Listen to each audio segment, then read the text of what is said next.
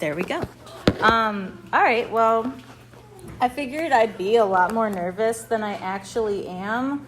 I, for some reason, feel strangely calm, but I thought nonetheless I would start with an icebreaker and just tell you about this like really weird dream I had this morning. I had a dream that I was like in a public bathroom washing my hands, and this woman came out of a stall, and it was apparently a sponsee of mine. I have no idea who though, because it was like a dream person. And she came up to me and she said, "Hey, is it my speaker meeting tonight?" And I said, "Oh, sorry, no, it's actually mine." And she said, "Well, I asked you to ask for me to have a speaker meeting." And I said, "Honey, you should ask yourself." And we got in this huge brawl, and we were just like duking it out on the floor of this bathroom. And like I managed to get away, and I realized that I'm like late for the meeting, and I'm like, holy shit, I gotta get there. And I'm running, but like as slow as possible for some reason. And I'm like literally passing draft picks. I don't know why that popped into my mind, but I'm looking and I'm like draft picks, and I'm like, oh shit, I'm still several blocks away. I look at my watch, I'm 35 minutes late, and I woke up and I was like, oh shit, I have a speaker meeting tonight. Oh no. So that's how my day started, and I've been like kind of nervous ever since. And I figured in the time it would take to tell that dream, I would stop being nervous, and I think it worked. So that being said, I will just dive right in. So I'm Carolyn, I'm an addict, and my sober date is October 5th, 2019. I am one of those lucky people who got sober in the middle of a pandemic, and so my first year was tumultuous, to say the least. I come from a small town in Chicago, outside of Chicago, but I'm from Chicago, Illinois, and I'm a triplet, so I have an identical twin sister and a fraternal twin brother, and I have an older sister who's resented us all our lives for taking away her thunder. She was used to having the spotlight, and then 3 babies showed up, and suddenly it's, oh my God, are they triplets? Oh, are they identical? And she's shoved out of the light. So that created some interesting sibling dynamics in our house, a lot of abuse and violence on her end because she was a lot bigger than us. She used to do things like pick me up by the neck and shake me. And I know, like in hindsight, yeah, it is a little funny. It wasn't then, but at the time, you know, I was in dance class and she got mad at me, and in front of all of these little 8-year-old girls, she just picked me up by the neck and shook me. Things like that. Like, we were always getting beat up. My parents didn't believe us, so there was some emotional neglect there, a lot of manipulation between everyone. I think that coming from an abusive family doesn't necessarily mean that only your parents are abusive. We were all abusive because that's how we were raised. We were raised to love each other with violence and anger and manipulation and like really terrible ways of showing love. You know, my dad used to yell at me all the time and just shake me by the shoulders. And I remember thinking that he had some sort of like a long fuse because he only erupted once every couple of weeks. And I didn't realize that other kids' dads didn't erupt like that every couple of weeks and just like shake the shit out of their kids and yell in their face. But, you know, we were a seemingly normal family. Where I'm from, everything is all about appearances. It's a very affluent suburb of Chicago, so there comes with that a lot of saving face, a lot of looking good, a lot of keeping up with the Joneses, and it is highly competitive in a community like that. So it's almost like a game of what family can look the most well-adjusted when everyone's families are secretly falling apart. That was something that I didn't come to realize until I was in high school. And there was a mental health crisis in my high school that shed light on a lot of things that were not okay with my community. We had a suicide cluster, and a suicide cluster is a social phenomenon in which many suicides happen in a short span of time within a community. And in my town, we lost 6 boys in the 4 years I was in high school. I knew 3 or 4. I knew 4 of them. Most of them jumped in front of trains and one kid lit himself on fire. And I don't know how the sixth boy died because he was in middle school and I was in high school. But this was a big problem in my community. Suicide was very, very normal. And mental health was not something that was really talked about. So it just kind of ripped the seams apart in our town. And it revealed to me that there was a lot of competition, and the competition was literally killing kids because you had to have a 4.0 or better GPA. You had to be in AP classes. You had to have extracurriculars. You had to do choir. You had to do football. You had to do 4-H club. You had to do volunteer in some way. And it was just this immense amount of pressure to be the best. And I noticed that the kids who all died were the kids who had like the highest amount of stress imposed upon them by their families. Like Danny Black. Danny Black was my friend since preschool.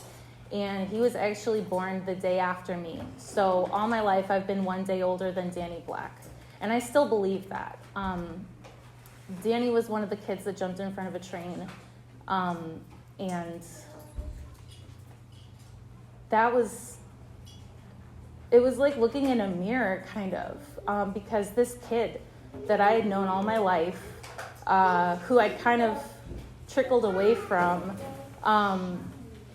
it just showed me exactly who I was. Like, it's funny how you can know someone your whole life and have no idea how much you have in common, because I was really suicidal, and I had always been suicidal. Like, I'd had depression since I was in preschool. I'd been bullied my whole life. I had untreated mental illness. I was very suicidal from the time I was in middle school, and I was actually almost one of those kids, you know? I actually did try to kill myself, and I didn't see myself as one of those boys because I didn't jump in front of a train. I took pills, and I lived, and they didn't, and I had all these justifications for why it was different for me.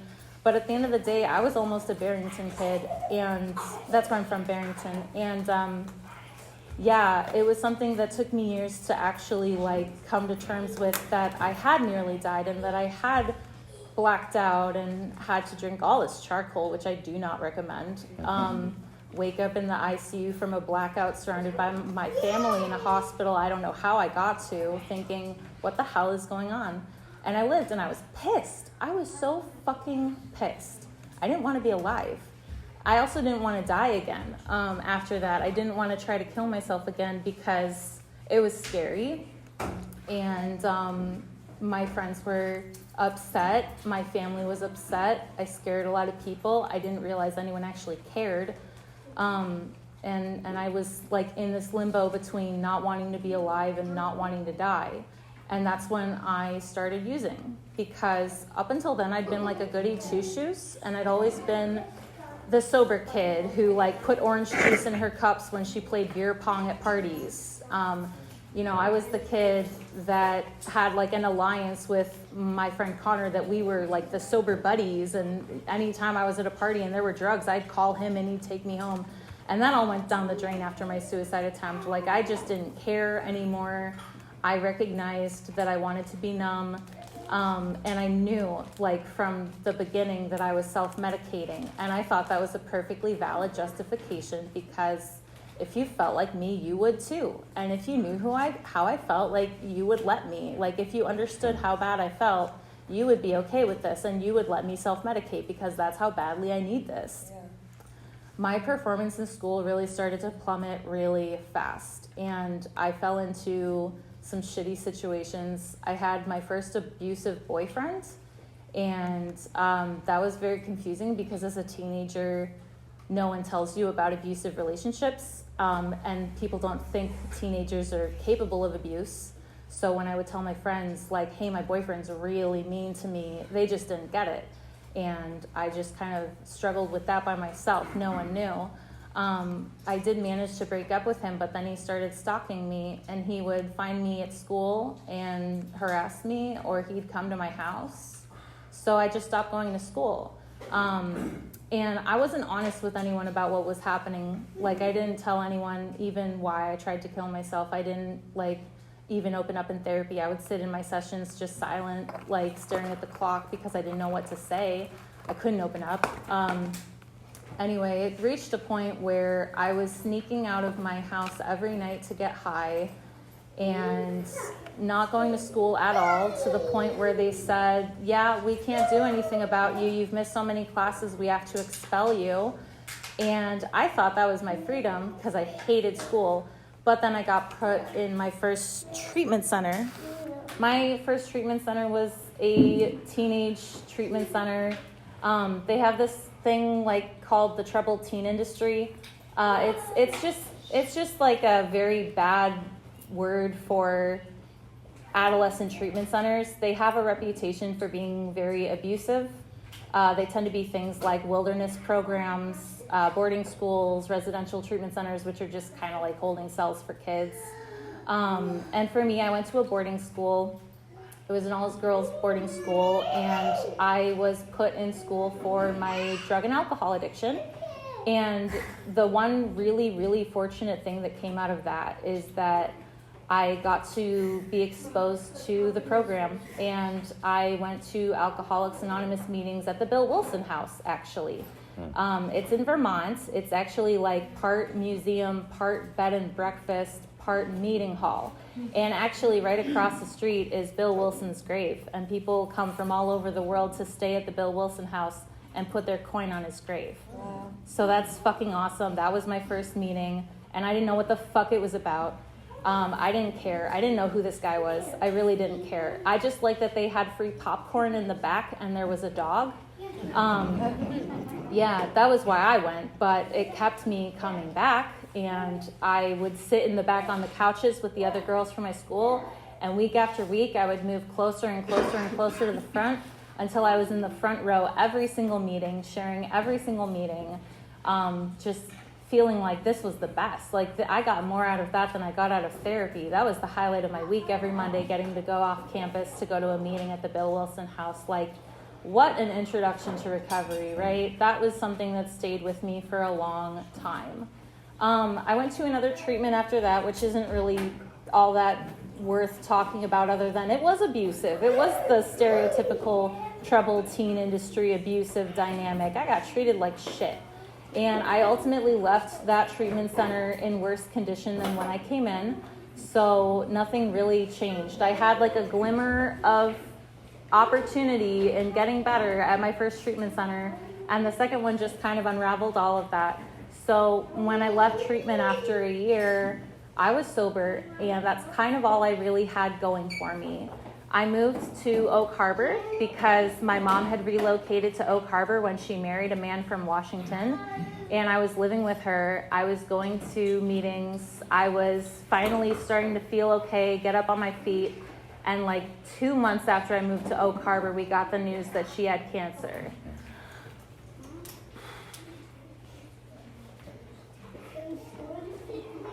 So that was hard. Well, my mom was too sick to have me stay with her. She was almost stage 4. They said she was 2 lymph nodes away from stage 4. So I'm really lucky to have a mom, let me tell you. So she was too sick for me to stay with her.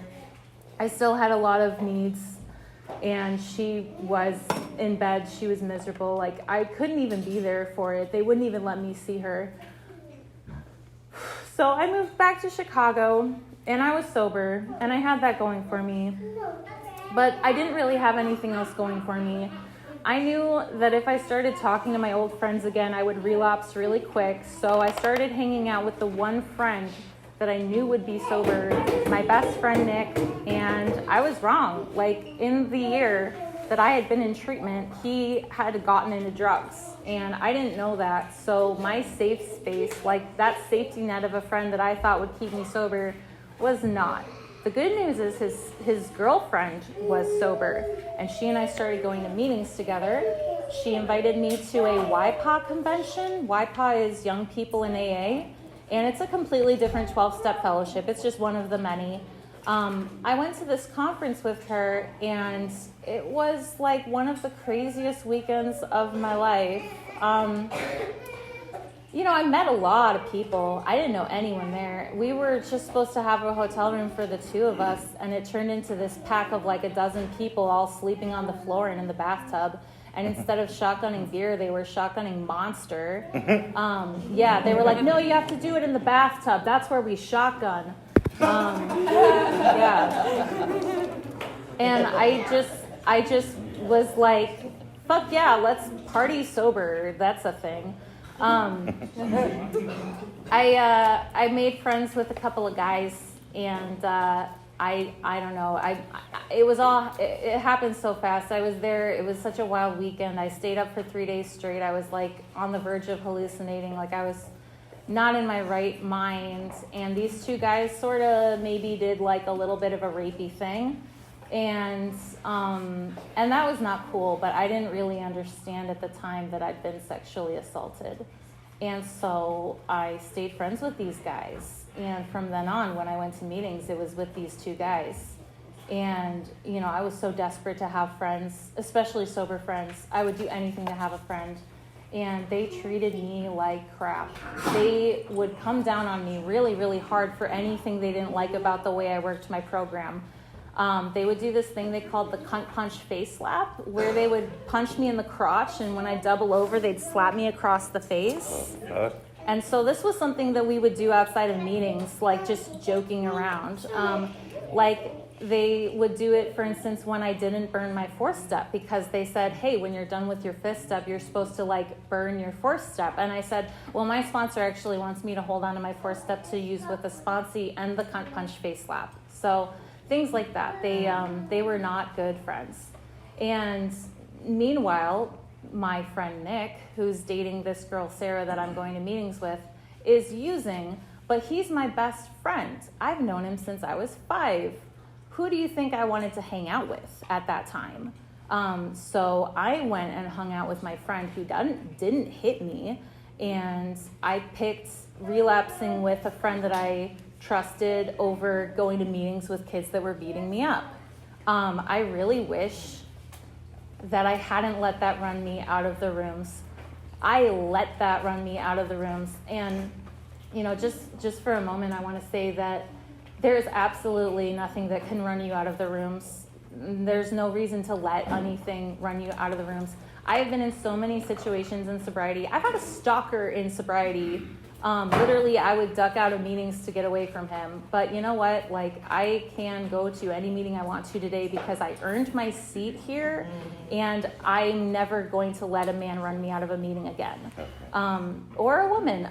You know, I think that there are sometimes predatory people, but you can find support.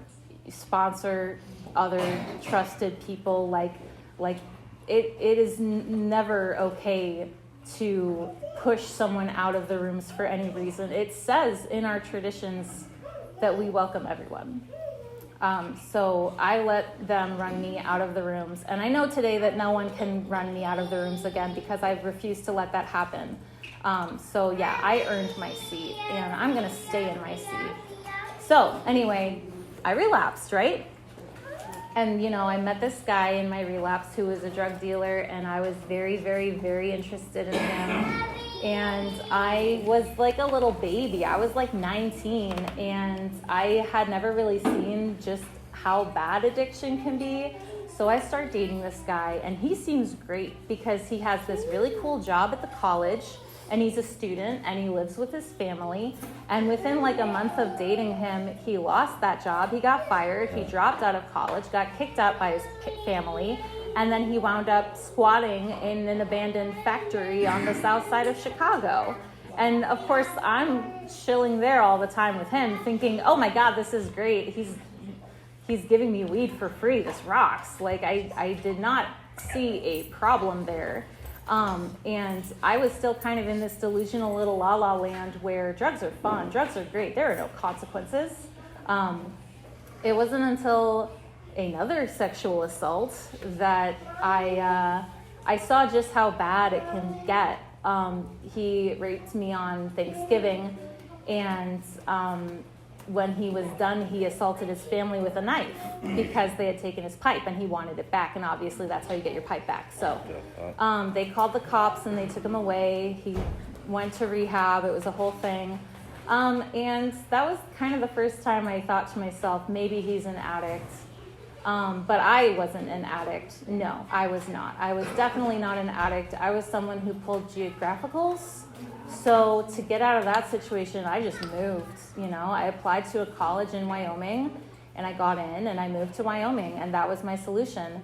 I managed to stay sober while I was in Wyoming most of the time I was there, and I just mostly was just too depressed to give a shit.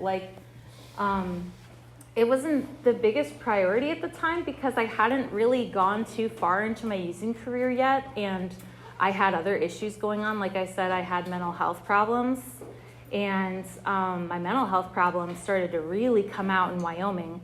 For one thing, what I didn't know is that PTSD hits you after the trauma, and so while you're in trauma, for as long as that trauma is sustained, you will not be suffering symptoms. You will be surviving. And in survival mode, you can put up with a lot. But once you get to that safe place where you're removed from the trauma, it hits. And so I started having flashbacks on campus and anxiety and panic attacks. And I didn't know what the hell was going on. I didn't know what PTSD really did. I didn't know that I had trauma. I thought my childhood was fine. Maybe I had a few scrapes with my boyfriend, but yeah, it blew my mind. I couldn't function. And as a result of having very visible mental health symptoms in front of the other students, I started getting bullied. And the other students were, like Jill said, adult bullies can be so bad, so toxic. I was completely ostracized from the kids in my major. I remember one time I was at this guy's cabin, and I thought he was a friend, and he let me nap on his couch, and then some other guy shook me awake, and he said, "You need to leave." And I was like, "No, wait, what's going on?" And he was like, "Well, we're gonna have a party and you're not allowed." And I was like, "What did I do?" And he's like, "Oh, I didn't know." He said, "There's a guy that doesn't want you here." Literally no one wanted me there. So I actually got kicked out of the party just for being there. I didn't have anyone's wine. I didn't smoke anyone's weed. I didn't bum a cigarette. I didn't do anything that would warrant me getting kicked out of a party. They just didn't want me there. And that was the kind of stuff I went through in college. I was incredibly lonely. I was homesick. I didn't know anyone in this entire state. And I started self-harming for the first time.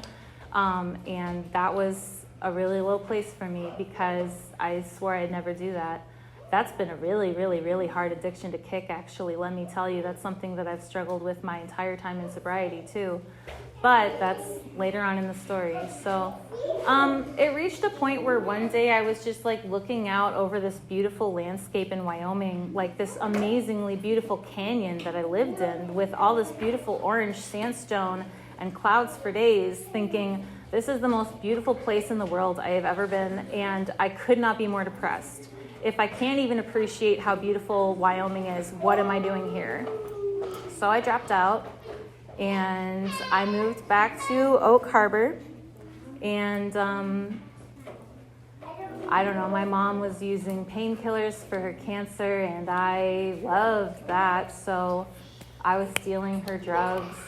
I was stealing their weed. I was sneaking around all the time, getting in fights with my stepdad, shouting matches right in front of my crying mom. It was pretty nasty, and I wasn't welcome living with my folks because I just could not stop stealing their drugs, And it's one of the shittier things I've lived with is stealing my mom's painkillers when she's been recovering from cancer. But that's something that I'm, in recovery working on. So anyway, something really interesting happened that was kind of new, and that was psychosis. So I've had drug-induced psychosis, which led me to learn that I have schizoaffective disorder, kind of like schizophrenia and bipolar had a baby. Has anyone in here had psychosis? Yeah?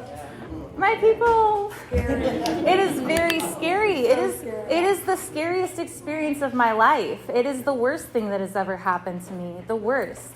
When I was psychotic, I didn't know I was psychotic. That's a symptom of psychosis, is not being aware that you are psychotic. So people would tell me I was psychotic and I didn't believe them. I thought I was possessed by the devil. I would ask people, like, get me to a Catholic priest, I need an exorcism. You know, I thought I was being spied on. I thought my apartment was bugged. I was seeing really weird, like, images, not even, like, describable images, colors that don't even exist, and hearing noises from, like, inside my body, really fucked up stuff. It was mind-rattling. Like, it was the kind of thing that I could not unsee, could not unlive, cannot unexperience. That is something that forever changed me, like, completely to the core. I will never be the person I was before psychosis. There was a point where I would wander a lot. I would just wander around town and, like, get picked up by the cops. I would have wandered like 10 miles and it would be 4 a.m. and I'd get picked up by the cops. Like, one time I was naked. I was streaking because I thought I was invisible. And the cops picked me up and they sexually somethinged me. I don't know how I would say that. They didn't, like, it wasn't, I don't know if you'd call it a sexual assault, but they took me to the station naked, and then they called out all of the officers to come outside and wait for me. And when I got there, they paraded me naked in front of the entire department. And you know what? I'm not the only person that's happened to. How fucked up is that, you know? Like, that is where my addiction took me, was into drug-induced psychosis, into being violated by police, into a psych ward for, I think, a month, I don't know, into being medicated, into being zonked the fuck out because recovering from psychosis is its own battle. Psychosis, yeah, that has become one of the biggest parts of my life, and that is in part because I just could not stop putting myself in that place. The doctors told me, if you continue to use drugs, this will happen again. And even though I can't imagine anything worse than psychosis, and I would literally tell my family, spare me if it happens again, I cannot go through that again, I would not stop using. And I think that was my first bottom. That was the first time I recognized the insanity of, I would do anything to stay out of this state, but not give up drugs. That is the one thing I will never do. And I would choose my drug and one high over the year I will lose of my life to psychosis. I don't even care. And I would toe the line and I'd think, okay, if I only use a little, if I use it every couple days, like if I don't use every day, like if I can just monitor myself, it won't happen. And it would happen and happen and happen. I did eventually get stable enough to live in an Oxford house, and that's how I wound up in Oak Harbor, or Mount Vernon. And I was sober for like about a year, and then I decided to move in with my alcoholic boyfriend because, of course, I was secretly dating an alcoholic. And to no one's surprise, I relapsed. So I went into my worst episode. I went off my meds. We got evicted for our using. He went to live with his folks, and I ended up just being like a glorified backpacker and staying on people's couches, living out of a backpack, thinking, this is fine. So long as I have my drugs, everything's fine. I don't care that I don't have a home. I'm not on the streets. I'm fine. Totally delusional to the reality of the situation and completely unaware to the fact that I was slipping into my worst episode. And my worst episode, Jesus Christ, was like the most formative experience of my life because I met my ex-husband and we were married within 2 weeks. I thought I was marrying a god. I thought that by marrying him, he was going to save my soul from the devil and that the demons that were after me would not be able to take my soul. So I wasn't getting married for the right reasons. Not for love, no. And he was very manipulative. He actually was the one to tell me he was a god. And he would tell me these things, that he was a god, that he was immortal, that I was immortal. He said the most romantic thing that could ever happen is if we died in a plane crash together, because as gods we can choose our death, and wouldn't that be lovely? It was a really messed up relationship, and because I was psychotic and I was being fed all these weird lies, it completely fueled my experience, and the things that happened became very, very dark. So I don't know if this is like a trigger warning moment, but if you don't want to stick around for this next part, that's okay. You can leave, I don't mind. I don't know that anyone actually will, but I know I've gotten up in speaker meetings when things like death have come up, but So I had delusions of being dead, and I thought I was dying. I would actively be dying. I would look at myself covered in flames, and I would be burning to death, or I was buried alive, or I was poisoned, or I was just dead. I thought I had rotting limbs. I wanted to cut off my limbs because I thought they were rotting away. My worst delusion was thinking that I was in the human centipede, and that was my existence. Like that was my reality. So that's an experience that I actually relive pretty much every day. People don't realize that when I'm in meetings, I'm challenging these thoughts about like that delusion specifically, like every day. And so, you can recover from psychosis, but I feel like to a degree I can't leave it. Like I can't have these intrusive thoughts stop. They keep reliving in my mind every day. What ultimately happened was that my ex-husband wouldn't take me to the hospital. He said that he promised himself he would never do that. So I had to leave, and I ran away to get to the hospital. I really didn't mean to, but I came into our bedroom one night and he was asleep, and what I saw was that his body had been hacked into pieces with an axe, and I thought that I had done it. So I was freaking out. I thought I was a killer, and let me tell you, that's a terrible feeling to have. I ran away. I just threw on a jacket. It was like the middle of winter, and I wandered and wandered and wandered until like 5 a.m. when I came across a man in a truck. I hitchhiked into town, and then I wandered some more until I found a police officer, and I told her that I'd killed my husband, and thankfully she didn't take me to the police department. She took me to the hospital. And when I got there and they were doing the intake, it was like that delusion, the worst one I said, it was like I was being surgically detached. And I could hear screaming like I've never heard before. And it sounded like it was my ex-husband. And it was just like the fucking terrifyingest thing to ever happen. And so coming out of that episode was really bleak. And that got me very, very, very sober. It was one of those things, like, you don't realize some of the symptoms of psychosis are more than just seeing things and hearing things and believing things. Like, I lost the ability to talk. It's like I forgot how to talk, and for 4 months I could only answer yes or no questions. I was catatonic. I literally couldn't move. I would just sit in these really weird positions and just kind of be locked like a rag doll slumped in a chair. And that was just as hard as going through the horrors of it, was recovering from it. And it took about 18 months to finally regain all of my cognitive abilities. I mean, I still have some impairments, but it took about 18 months to relearn reading, writing, vocabulary, language comprehension, processing, logic and reasoning, things like that. Like, the cognitive abilities were just shot. And so in the time that I got sober, I was going through a lot more than just being sober. Like, I was literally coming out of psychosis like my whole first year sober. And funny enough, you'd think that would be a sign not to ever do that again.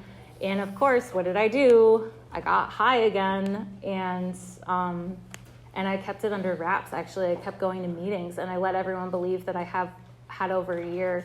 And I just kept lying to everyone, quietly going home, getting loaded, and then going to meetings and trying to pass it off like I was sober.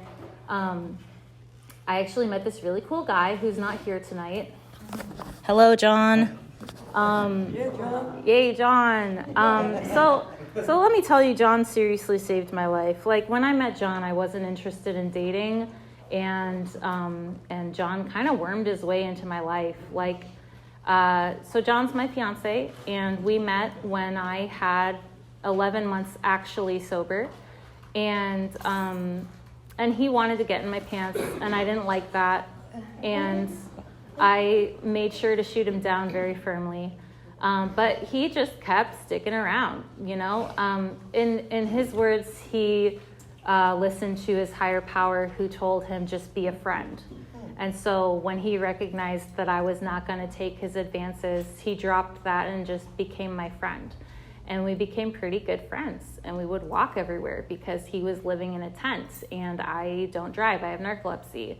and we would just walk and walk and walk. And that's how we got to know each other. We would walk to meetings together. We would walk to my place. I lived in Big Lake, so we would walk like 6 miles to my house every day. We were walking like 20 miles a day when we got together.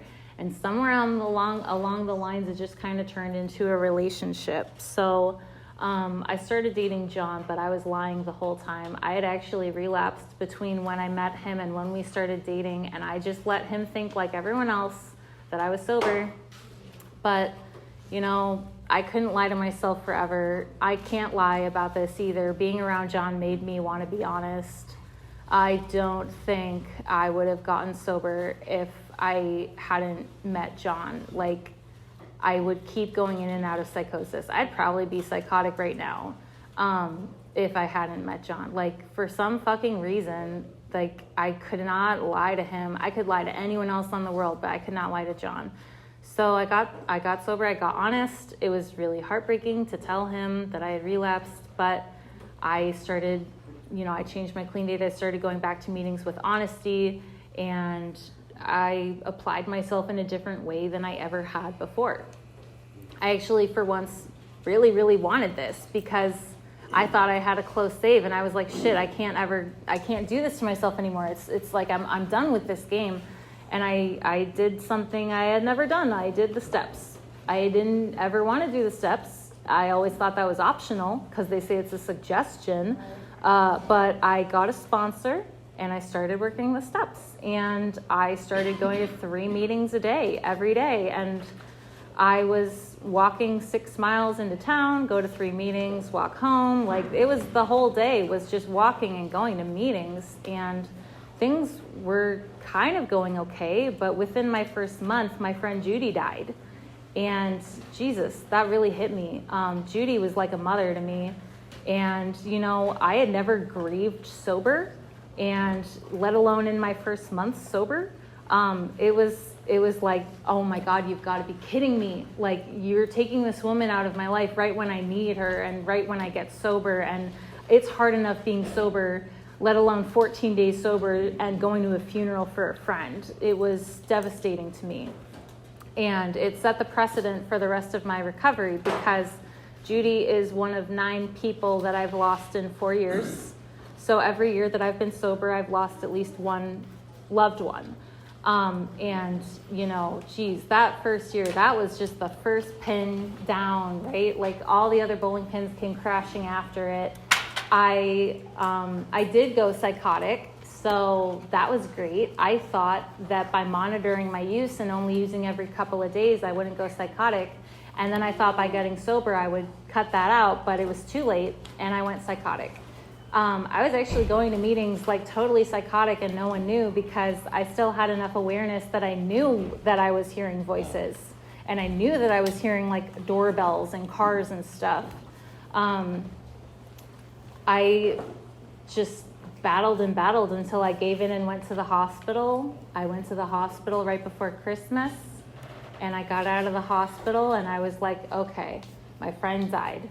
I'm still psychotic for some reason. And then my grandpa died. I went home to Chicago to visit in February, and it was the last time I ever saw my grandpa. He died a few months after that. I actually got sexually assaulted again on that trip. My friend Nick, the one I said was my best friend since I was 5 that I trusted, he sexually assaulted me on that trip. So that was very, very confusing. I had a lot of mixed feelings because I had reached a point in that relationship where boundaries didn't mean anything, and setting boundaries just got walked all over by him. So no wasn't really an option, or it wasn't a word that had historically been respected. So it felt like I didn't really have a choice in how things turned out. And yeah, I was in denial about that for a really long time because this was my oldest friend of over 20 years. And another thing that happened right before my grandpa died is we had a pandemic. So COVID started. I was still psychotic. Now I've lost 2 people and I've been sexually assaulted, and it's still my first 6 months. I mean, Jesus Christ, it was a really hard year. The pandemic didn't really even affect me personally because I had all this other shit going on. One thing that was very impactful though was what I like to call renegade recovery. And that is what came out of the program in the middle of a pandemic. Let me tell you, people went to any length for recovery at the beginning of COVID, not just the Zoom meetings, but the illegal meetings. We literally had illegal meetings at the parks where people were showing up every day, doing potlucks and stuff, and the numbers just grew and grew and grew, and it didn't even matter what fellowship you were from. Everybody was welcome. And I was chairing this meeting at the park every day for like 3 months. And I would haul my ass out of bed to walk to that meeting. You know, didn't even care that I was going through all this personal crap, because when I was at a meeting, that was my place where I was okay. And I just needed it so badly. Like, I leaned so hard into the program at that time because I just so badly needed this thing, and I would do literally anything for it. So the meetings that we had back then were amazing. Like, it was so spiritual to go to a meeting that was like outdoors in the pouring rain, everybody's sitting, soaking wet, shivering. It's the middle of the fall and we almost can't have meetings anymore because it's getting so cold, and no one will budge. No one will get up and leave the meeting. It was so huge, so amazing what this fellowship built up in the face of a pandemic. Like, I think that's one really cool thing that came out of the pandemic. One really cool thing about getting sober in a pandemic is seeing how this fellowship came together. That was amazing. Well, I should really start moving on to the good stuff. So, yeah, I lost another loved one, and this, I think, is a very significant part of the story, too, because this was a very make-or-break moment for me. My dog died. My dog died 2 weeks before I got my 1 year. And I went to make amends to my stepdad. And when I got there, he said, "Why don't you take the dog on a walk?" And my dog, Sam, was very old. And he had a heart attack or something. He had like heart failure on the beach when I took him there. But right before he collapsed, I found a little tinfoil packet, and inside was a nugget of weed. And like, my God, the temptation. Like, 2 weeks before my 1 year, I have not been faced with drugs at all in a year. And I find this little packet, and it was so tempting. And in a split second, I was like, no, fuck that. And then my dog started dying. I got him home. My stepdad drove to the beach and got him home. And he and I just bonded. Like, I held my dog in my arms while he died for 4 hours. And in that time, my stepdad and I just talked about all of our ancient beef. You know, we had hated each other, and we talked about grief and loss and vigils. We talked about my life and how far I'd come. And by the time my dog died and it came time to make the amends, it had kind of already been made. So that was really cool. And I think that was the greatest amends I've ever made, because it was sort of like a living amends, like the experience we shared. Because by the time it got to actually saying it, he was like, "I already know, you're good." Anyway, so my first year, that was my first year. It was really, really hard. I remember being very upset and crying and barfing in meetings, and people telling me, "You're right where you're supposed to be," and thinking like, "Oh, fuck you, I don't want to be here." I just could not believe how hard that year was. You know, I was suicidal by the end of it. I was hospitalized 3 times in that year.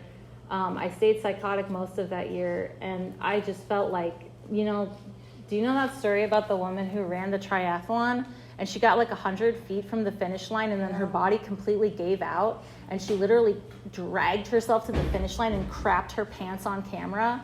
That is how I felt. I felt like that woman getting to the finish line of my 1 year, like, oh my fucking God, it's over. I thought that my life would get a lot better after that, but it just stayed hard.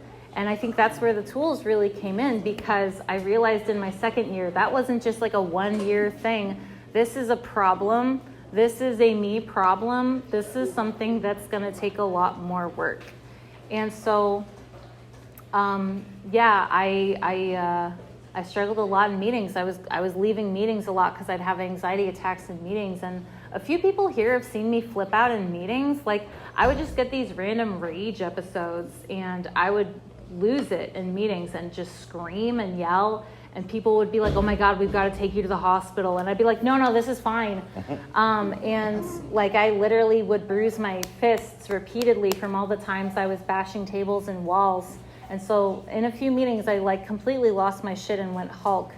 And it was an issue. It was like a daily issue. And I realized it's not just my addiction, it's my mental health. There's something going on and I need help with that outside of the steps.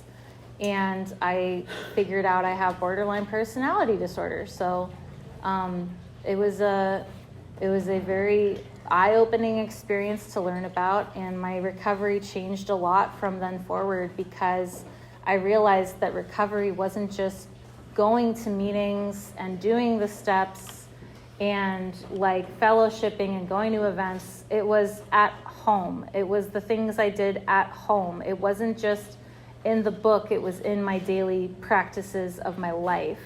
I did a lot of work to stop those rage episodes. I did a lot of work like looking up therapy videos on YouTube, and I started going to therapy, and I got like medicated properly, and recovery turned into a lifestyle then. It was kind of a switch that flipped in my head, where I realized that when they say practice this in all your affairs, they mean behind closed doors, they mean with your partner, they mean with your family, they mean in all of your interactions, even with yourself, how you treat yourself alone at home. Do you practice self-care? Because I was neglecting the shit out of myself, and I didn't know that recovery could be so much more than addiction. I didn't realize that it could be my whole self, because, all those other times that I was sober, if I didn't treat my whole self, I'd just start using again anyway. So if I'm not taking care of me, what am I using to prevent the next use? So things really turned up around then, and people started pointing out that I like had a psychic change, and I was like, yeah, right. Like, I didn't really believe that, because I was still struggling with the concept of a higher power. I bashed my head into the wall with that for years. My first like 3.5 years, I just could not figure that out. And I felt like there was something lacking in my recovery that oh my God, it's later than I thought. Should I wrap up? I'm sorry. You're good, Joe. Are you sure? Yeah. Okay, well, I'm getting there. I'm sorry. I didn't realize it was so late. I could talk all day, you guys. And so the God concept, like, that was really hard for me. I struggled so much with that. I genuinely tried and I wanted it. Like, I really wanted to feel anything like a higher power, but I just didn't have it in me. And I felt like there was something wrong with my program, that I didn't have a concept of a higher power. And it says, having had a spiritual awakening. And I was like, I haven't had a spiritual awakening. What the hell is that supposed to look like? Like, what am I supposed to feel? What is that going to be? I just ultimately gave up. Like, I gave up trying to figure it out and to think it over and feel anything. And I let it be. I just kind of like walked away from trying so hard, and that's when it hit me. And it just literally hit me. I was just walking around the college one day with John, and I out of nowhere got this like aha moment, this feeling of, oh my God, everything makes sense, because nothing makes sense. Nothing's supposed to make sense. I don't have to know anything. I'm not supposed to know anything. I'm just a human. Like, what am I supposed to know, right? I know everything God's given me to know. If I want to know any more, it'll come to me when I'm ready for it. But until then, I don't need to know. And it was just kind of like, the less I know, the better. Like, I don't have to question anything. I can just trust that when I need that knowledge, it'll come to me. And if I don't need it, it won't come to me. And that made everything so much easier. And my life has been so much happier since then. Like, not a day has gone by that I haven't been happy since I've had that realization of like, stop trying so hard. You have everything you need right in front of you. You don't need to ask for anything more. That was the biggest game changer in my recovery. And I've talked for a really long time. So, just you can stay sober through anything. I promise you can stay sober through anything. And if you have a really hard go around at first, and your first year is miserable, and you feel like you're crapping your pants getting across the finish line, just keep at it, because the promises tell you that you will turn your life around, right? They say don't stop before the miracle happens. And if it takes you 4 years and you have just an inkling of willingness, that miracle will get there. It'll happen. You just got to stick it out. It's so hard at first. Those first 30 days are like 30 years. But it gets better. It does. And I feel cheesy saying that because I didn't believe it at first. I thought there was no point in being sober. But you know what? That is the most blessed first year of my life. Like, all the other times I got sober, I was on a pink cloud. And having the worst year of my life is what kept me sober, because I needed it so badly that I would do anything. And I used my tools, like, immediately. So if anything, take it as a blessing if you're struggling, because these are the tools you're picking up that you're going to use to strengthen your recovery. Any negative experience can strengthen your recovery if you let it. And you just may be the one to tell someone else that they'll get through it because you got through it. So just stick around. And so, yep, that's all I got. Thanks. Yeah.